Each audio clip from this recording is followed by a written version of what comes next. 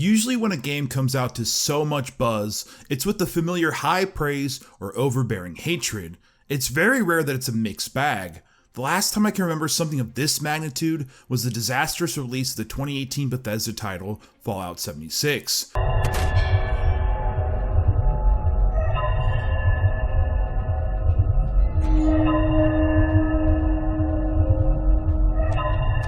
Marvel's Avengers, published by Square Enix and developed by Tomb Raider's Crystal Dynamics, features some of the same issues that plagued Fallout 76. A game-as-a-service platform, a bit of a confusion in terms of the game's longevity and play structure, buggy, and a lot of commentary on it, even before release. So, is Marvel's Avengers a total disaster, or is it worth your time? Let's find out.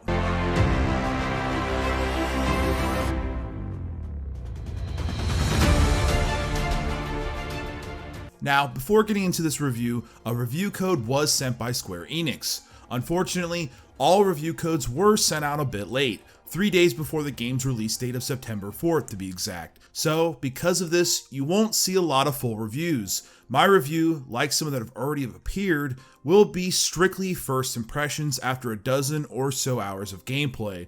At this point, I think a lot of the game has already been established, specifically the game's story and central mechanics. The longevity of it, or the end game, if you will, is still entirely up in the air. For that reason, I will not give a score on it. Marvel's Avengers story is solid. You play through various characters from the famed Avengers, unfortunately on the run.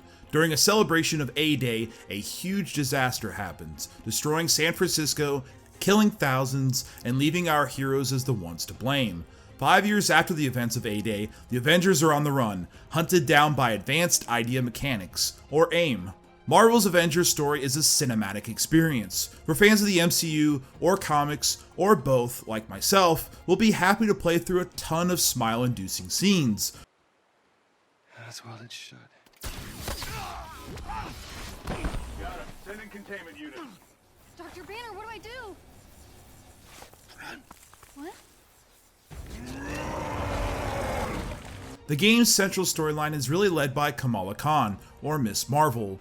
Her look at the Avengers world really feels akin to how most of us would feel about sports stars or celebrities in general. As she goes through the game, thrust in this whole unknown experience, in particular to what AIM's agenda is, you really grow attached to her. Marvel's Avengers gameplay mechanics made a big impression when the beta was released, and not necessarily for the right reasons. For a lot, it was extremely telling of the game's future and lack of total depth. A lot of people placed hope in the fact that this was merely the first few hours of gameplay, and that there was no way it could be this repetitive or linear. Unfortunately, that's entirely the case.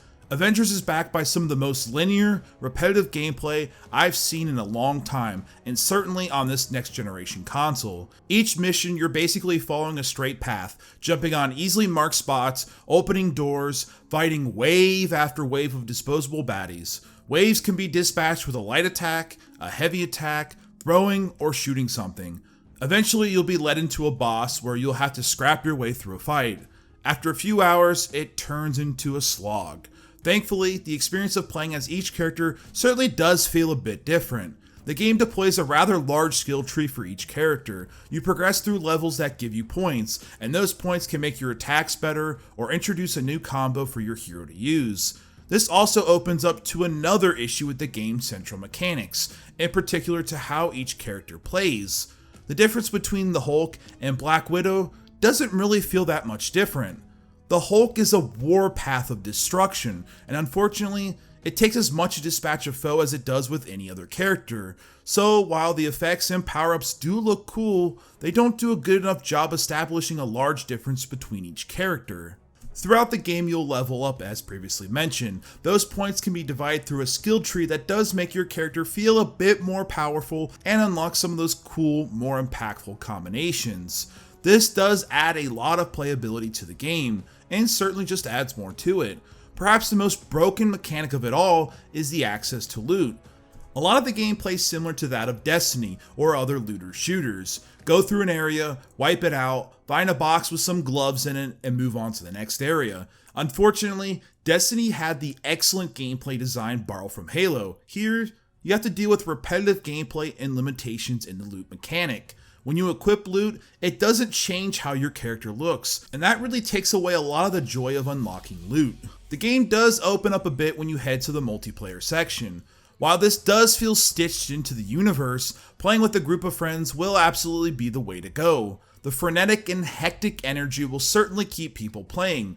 It's all too familiar in the vein once again of looter shooters like Destiny and Borderlands. Unfortunately, both of those feel much better to play with than here. Each mission will give you a group of objectives to complete with your partner in a semi-open world experience that is pretty straightforward. From there, you will have to dispatch foes and complete an objective for rewards. It's a bland structure that will reward hours of repetition. One of the biggest growing concerns in the game is its games as a service platform. Games as a service basically means the game is launched, then will receive constant updates to the game, some of which will cost money. This slippery slope is a dangerous one, as you already paid $60 for a game, and unlocking further features, some already embedded into the game, feels like a rigged experience akin to the hand grab machine at an arcade.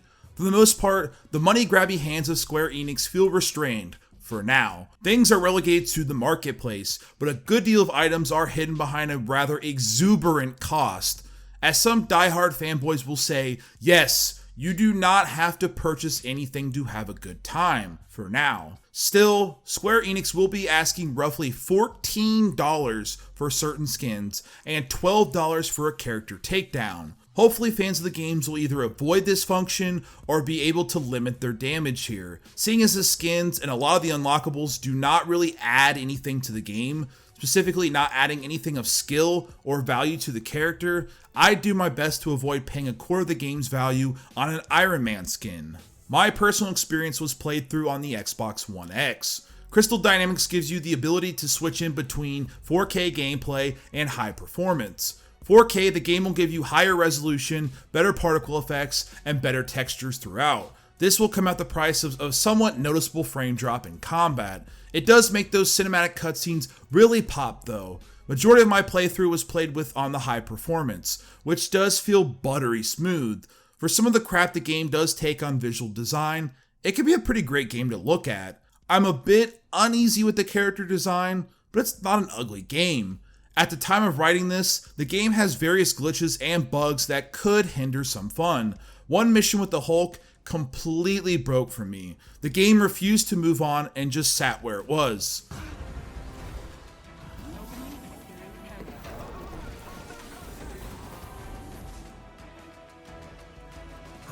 For me, the game couldn't quite capture the hair and would create strange artifacting around the head that was rather noticeable. The draw distance also feels somewhat limited, mainly in the first mission where things look like a bit of a cutout painting. A lot of people have already experienced somewhat nightmare-inducing glitches, but I haven't really seen anything too crazy yet. Marvel's Avengers at times can be a pretty entertaining experience, backed by a rather well thought out campaign. Unfortunately, like some food recipes, it's missing a little butter and a little salt. The game's heavy repetition, extremely linear gameplay, poor level design, and tacked on loot mechanic feel bland. The cinematic experience was enough to push through and see where these characters and story would go, but I did find myself slogging through an experience that in most cases, I'd probably just turn the game off. While the multiplayer will give it some legs, I don't really see a lot to keep people playing or engaged. I have no doubt die-hard Marvel fans will come to love what the universe has to offer, but for the majority, I feel the downright averageness of the gameplay will push them away to more immersive titles. For now, I'd wait until the game was on sale, perhaps this holiday season, before jumping in with your favorite characters. Hey Tots, I hope you enjoyed the review. Be sure to leave me a comment on what you think of the game. Maybe you had a different experience. Let me know in the comments, and be sure to subscribe with the notification bell on so you can check out my latest reviews. I'll see you all on the next video.